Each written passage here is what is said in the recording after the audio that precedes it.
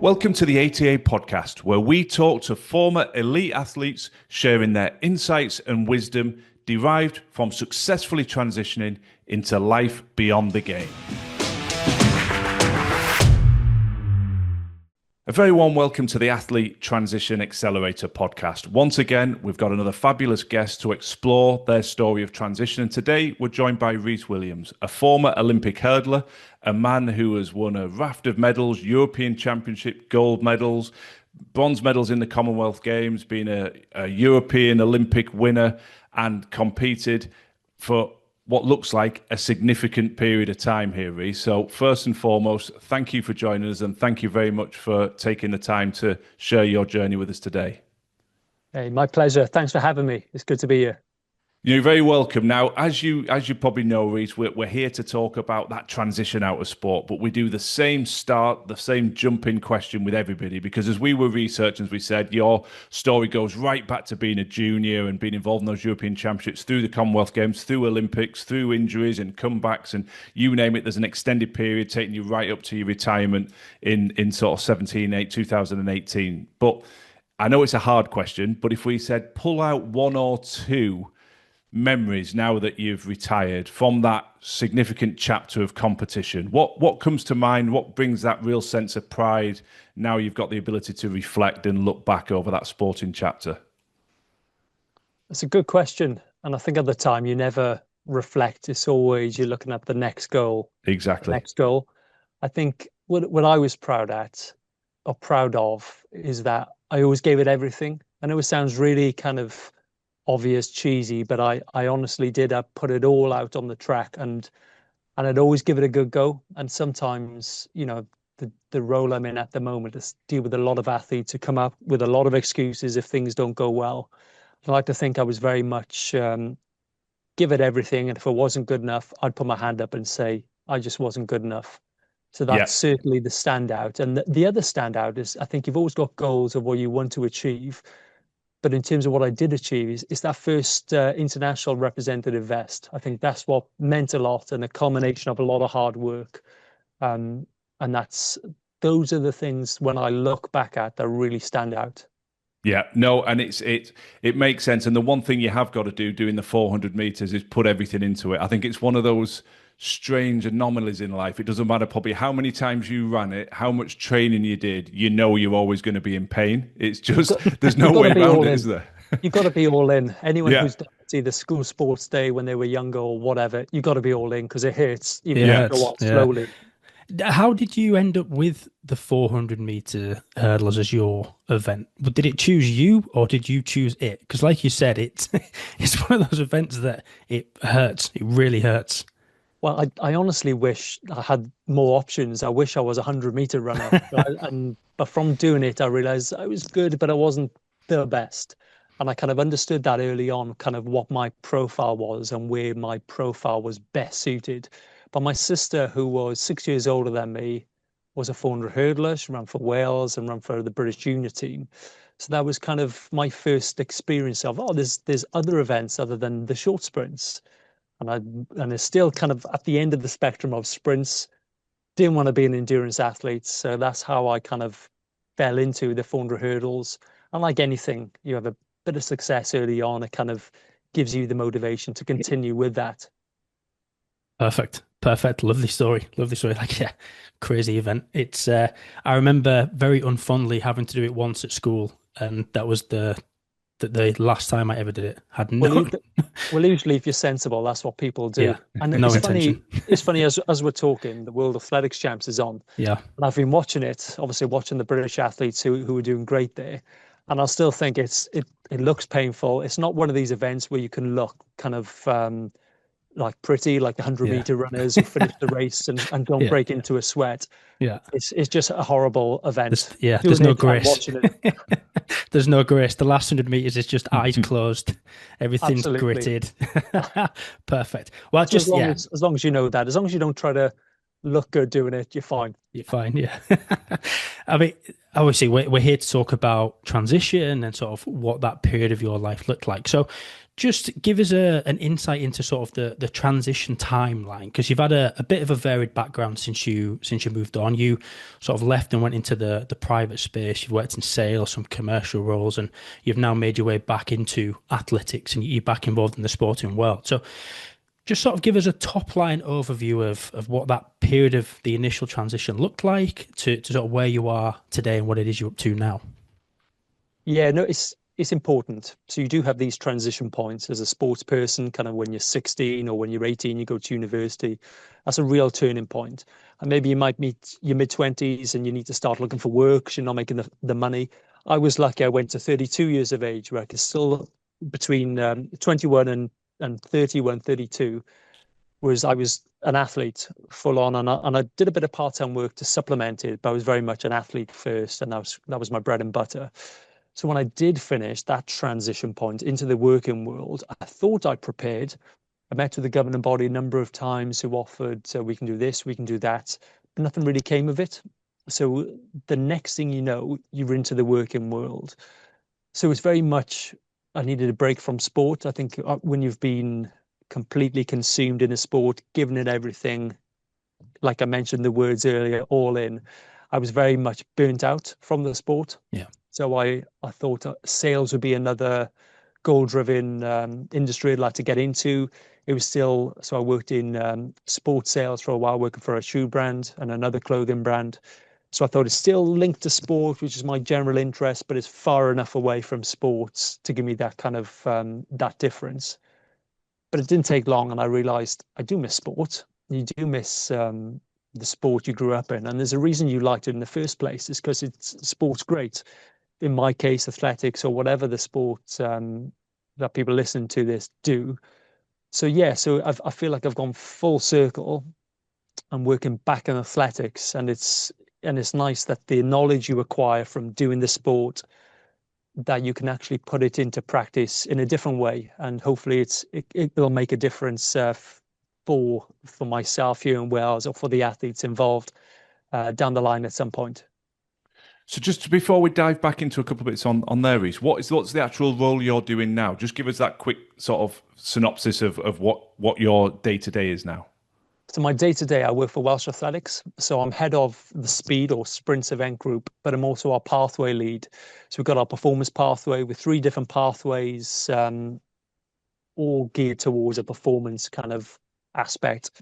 Like all the governing bodies, they've got their performance pathways. Yeah. I lead on ours, and I very much enjoy it. Fabulous. So you've come right back into the heart of the sport, as you say. Now, what are your thoughts on the concept of transferable skills, Rhys? Just want to sort of throw this one back to you, because one of the challenges we often get with existing athletes, they're trying to prepare, they're not quite sure how to do it. There's a lot of fear, anxiety, uncertainty.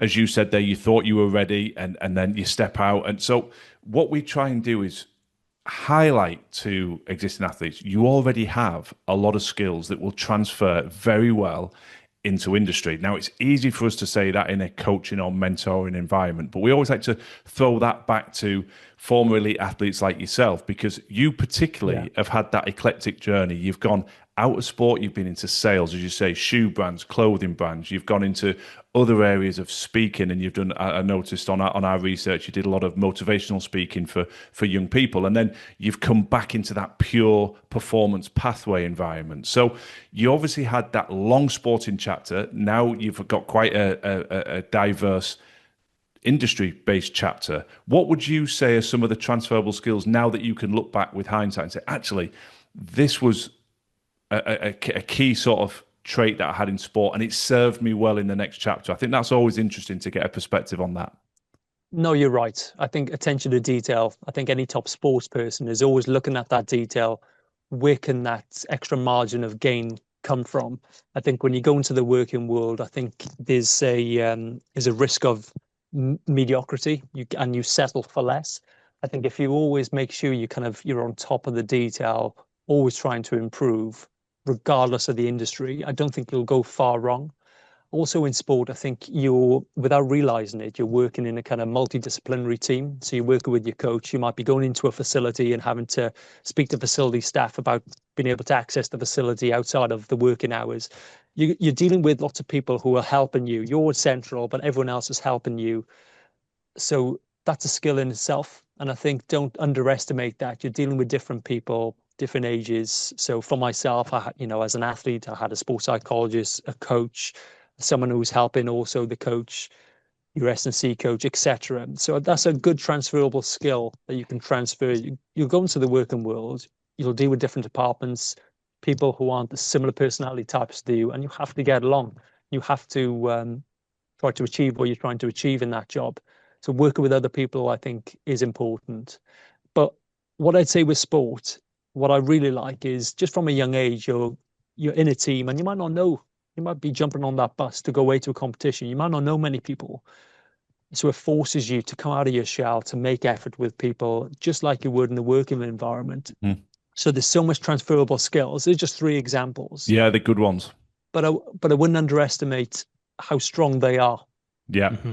Yeah, absolutely. And just on the because a lot of that links back into communication. And we see this in industry. It's not a given just because people have been in an industry chapter their whole lives that they're an expert in every area, just like it's not a given that you're an athlete, that you're an expert in every facet there. So I think sometimes there's this naivety with athletes that we talk to that they think everything's organised, buttoned up, perfectly run in industry. There's gaps. And one of the gaps that a lot of people struggle with is effective communication, being able to give and take feedback, being able to hold people's attention. And athletes generally have been doing this the whole career. And just from your perspective, obviously, some of the research that we did, you spent best part of a decade doing motivational speaking, particularly with young people. So it's probably a great reference point to throw back to you, that you feel very comfortable communicating, you feel very comfortable capturing people's attention and trying to inspire them. Is that something that you would say, yeah, actually, my sporting experiences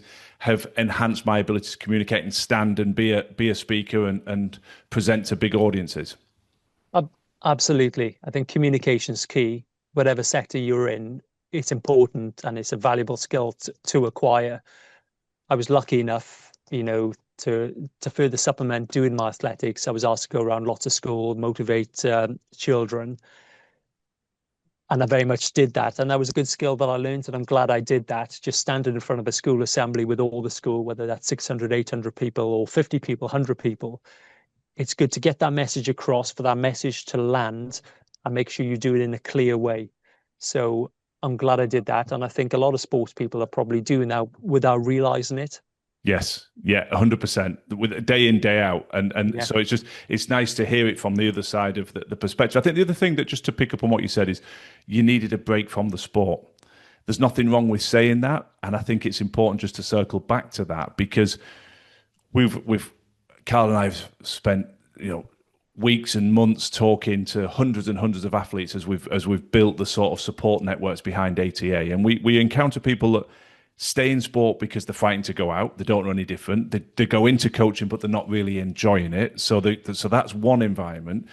But we also get people that have probably much more of a connection with what you've said. I still love the sport, but I need a break. I need to reset. I need to recharge. And perhaps I'll come back to it in the not too distant future. But then they feel a sort of sense of guilt of saying, but hang on, if I step out, can I get back in? So I think it's another nice example that doors didn't close and bolt and lock because Rhys had the audacity to say, I'm just going to go and have an experience in the private sector and step away from sport. The doors were still there to reconnect and open again when you were ready and you'd recharge. So I think that's just something else from your perspective that I think it's powerful for people to hear. It's okay to have a break. It's okay to recharge and come back under your own steam. Oh, 100%. I think we build so many connections in sport, make a big network, and you never know when you might need those people in your network. And I think you've got to be kind to yourself. There's a lot of emotion involved in sport, whereas different to some other sectors, not all sectors, but there's very much big highs and lows or peaks and troughs, especially in athletics where there's kind of a single periodization point. Yes. It's geared towards an Olympic Games, and if you make it, great, but there's more people not quite making an Olympic team or British team or whatnot than who make it. So there's a lot of disappointment out there. And it's how you deal with those ebbs and flows is important. Yeah. Which is why I needed a break, and I'm glad I did. But it's not to say you kind of you forget all those networks and bridges that you've built. I think when you do step away, you know, you can step back into that space. That might look totally different to what you thought, but big emotions in sport. And I think that's sometimes the difference with compared to other sectors. Yeah, yeah. And you had a phrase there about be kind to yourself. I'm just curious, with the intensity of what you did, Rhys, how did you decompress? How did you switch off? Because this is a theme that Carl and I, again, a lot of our conversations hinge around existing athletes, people that are still very much focused on the sporting career. And we always stress, we repeat it continually, we're not looking to accelerate people to the end of the sporting chapter. We're looking to help them prepare so that that preparation's on the shelf, if you will, that you can draw it down when the time is right, either of your choosing ideally or perhaps, unfortunately, circumstantial injuries, etc. And one of the themes coming back from a lot of the elite high performers that have now retired and are in industry is switch off. Decompress from your sport. There's only so much lifting, analytics, gym work that you can do. And a lot of young pros, particularly in multidisciplines, struggle with that. They struggle with the notion of actually decompressing. And we're reiterating the science that we're seeing that it's actually good for your performance. So now that you're in that pure performance sort of pathway, I'm just curious your thoughts on this. A, did you do it? And B, is it something that you now encouraged in that next generation, that there's a time and a place for intensity and there's a time and a place for that sort of recovery and stepping back from your sporting discipline? You're completely right. I've been lucky. I've been lucky enough to train with some top athletes, Olympic champions, for example. And one example or one trait of those Olympic champions, one of the reasons that made them good is that they could switch off. I'd say I was too intense. I was on more than I was off. Much better now. You can put that laptop away and forget about it on the weekend. Yes. But as a sports person, I was too much on. And as a result, it probably didn't maximize my performance. There's only so much, reviewing, evaluating, training that you can do. So it's whether you call that part of the recovery process, but I think switching off isn't done enough. And what I noticed when I was 31 compared to I was 21, my brain was very different. And I think you got to treat it, or you got to approach things differently also. I think the mental aspect is massively important throughout your career, but I think not enough attention is given to it early on. So come these latter stages, you just haven't got the skill set to deal with it. Yeah, so yeah. No, I didn't switch off well enough, and I didn't develop those skills early enough either. So that's something presumably now as part of your messaging with the next generation, you try and, use your own authentic example of, hey, you can't be on all the time at that level of intensity. Whether they listen and our message lands for some reason, and I was probably the same, these 15, 16-year-olds think they don't need to recover. Yeah. They don't need to look after their brain, but trust me, they do. It's very valid feedback, Rhys, and we try and draw this out of athletes all the time, because when you're young, you're indestructible. Your mindset's not on the next chapter. Your mindset's on, I need to lift more, train more, do more. So it's really powerful to hear guys like yourself say, my intensity was probably too high, and actually looking back, that might have impacted my ability to reach my potential. And we hear this repeatedly. We had Conrad Smith, not so long ago on the podcast. He's lifted a World Cup twice. He's played nearly 100 times for New Zealand, talking about the benefit of a day away from training. And so we do tend to lean it back into recovery. And you're absolutely right, Rhys. People say, well, it's not really recovery. Recovery is what I'm eating, it's massage, it's how I'm sleeping. But to take your brain out of that intensity, to switch off, to decompress, is a form of recovery, because when you come back, you've got more energy, more appetite to, double down on your training. So I think it's just nice that we get those anecdotes, as you say. That probably takes us into our do's and don'ts, doesn't it, Carl? I think that's probably the right step to move into that. Yeah, well, just before I sort of go into that question, just to pick up on your point a little bit more, James, is we've had it fed back from numerous athletes now, and obviously the whole point of this podcast is to utilise the benefit of hindsight. Those people have been there and done it. Let's educate those that are yet to go to walk that path. And a perfect example of this is Gareth Steenson, when we spoke to him on the podcast, and he was when he sort of made the decision, he'd signed his last contract, I have 2 years left, I need to start thinking about something else.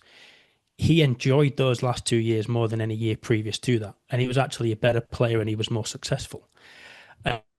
as we've sort of posed that question to athletes, you can see the sort of tick and get to this realization of, actually, yeah, that was the same for me. When I knew I had to look at something else, I enjoyed my time back in sport because I was removing myself. So when I let myself go back in there, it was much more fun. I was more engaged. But just to pick up on a few more of your points, you mentioned the network that you had access to and people that you were able to lean upon when that time came. And again, just the ability to switch off and give your brain that sort of period to relax and think about something else. So some of the do's and don'ts and utilizing that benefit of hindsight, if you can sort of reflect back on your period of transition, what would you say was a definite do, and you're really glad that you had that in place for when you moved on, but also a don't? What didn't really set you up for life after sport? What would be some things that come to mind for that point? I think do lean on those connections and don't have too much of an ego to follow them up. Yeah. But don't think, retirement is a long way away. I think you do need to start thinking about it much earlier than you think. So that's one example of a do and one example of a don't for sure. Yeah. No, I think, and it's another theme that comes to all the time, Rhys. So I'm pleased that you've said that as well, because there can be no coincidence that the guests we're talking to are from such a diverse background, from bobsleigh, from Olympic hurdles, from cricket, from football, from swimming, from golf, from rugby.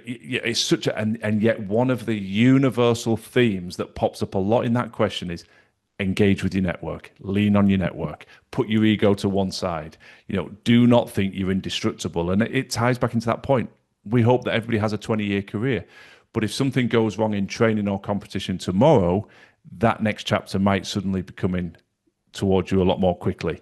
And that ability to engage, once you've stepped out of that sporting role, does drop off a little bit. Whether you're Muhammad Ali or an unknown in your sport, the very fact that you are an elite athlete in your discipline has a gravitas. It's easier to open doors when you're in that space than when you're not. Would you agree with that statement? I think so. I think that's your main selling point. And I remember going to some job interviews, and I was always, and I still am, always of the mindset, if you don't see value in those years spent doing sport to that level, you're wasting your time in that interview. I think that person interview you if they think, oh, well, you haven't got 5 years specific experience. And that's something a lot of sports people will come across. So I think it's important that you're confident enough to walk away from that. You know your worth and you know the skills you've developed. It might just look a bit different to what other people perceive it or what that interview is particularly looking for. Yes. Yeah, absolutely.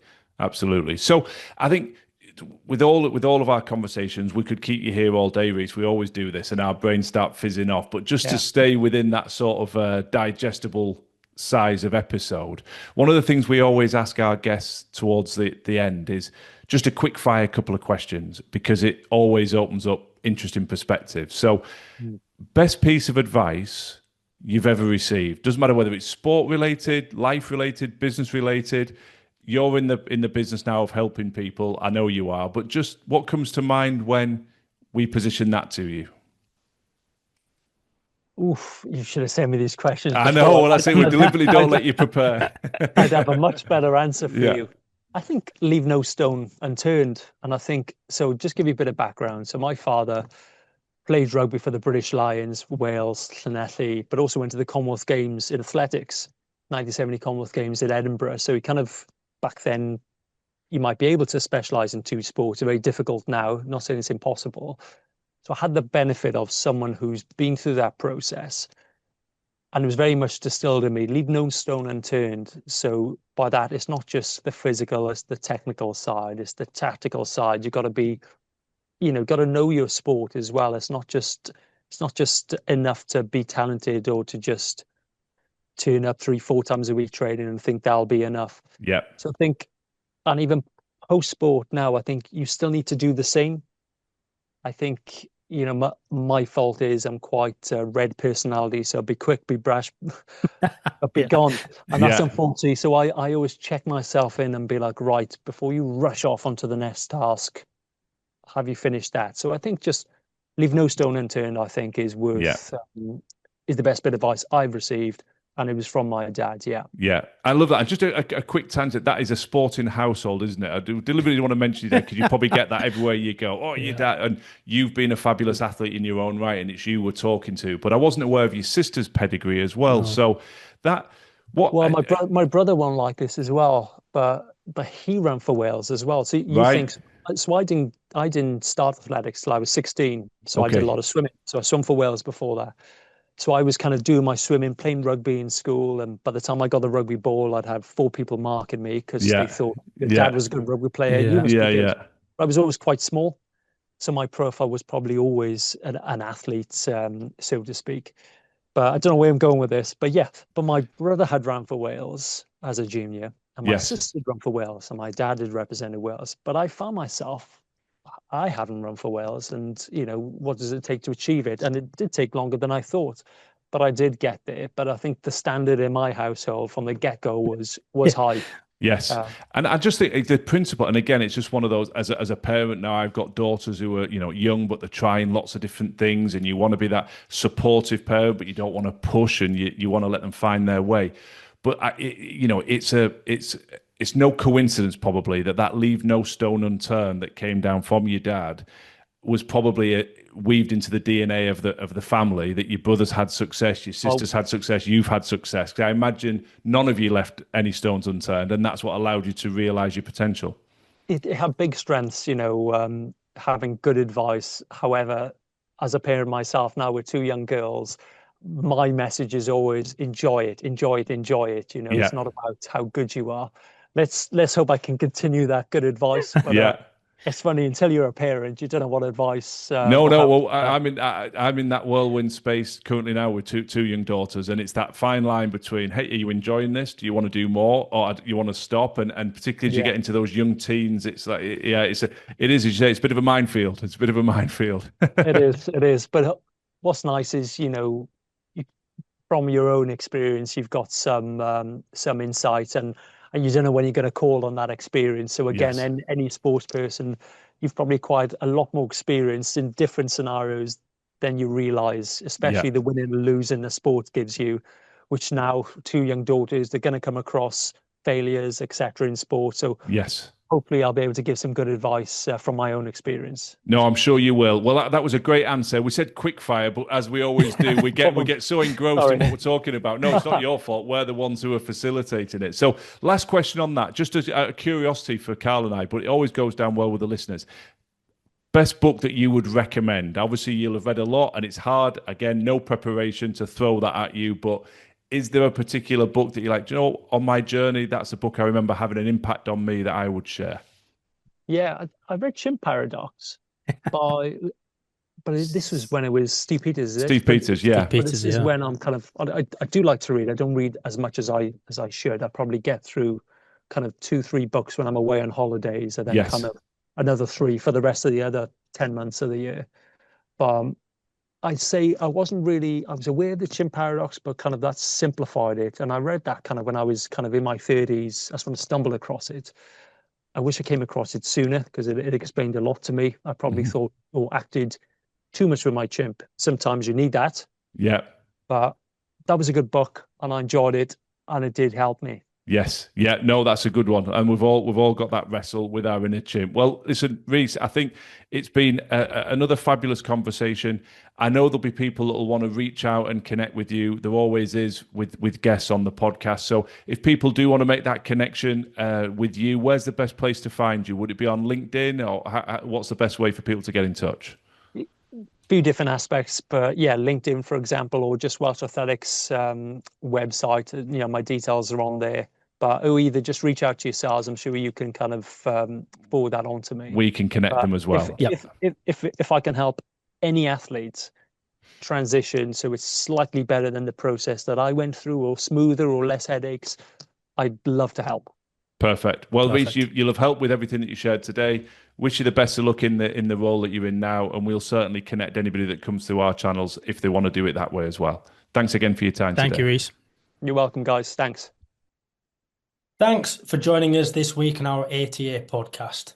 If you found this conversation insightful and it resonates with your journey, please subscribe, follow the show, and stay connected with us for more insight, resources, and information on how we at ATA are supporting your preparation for life beyond the game.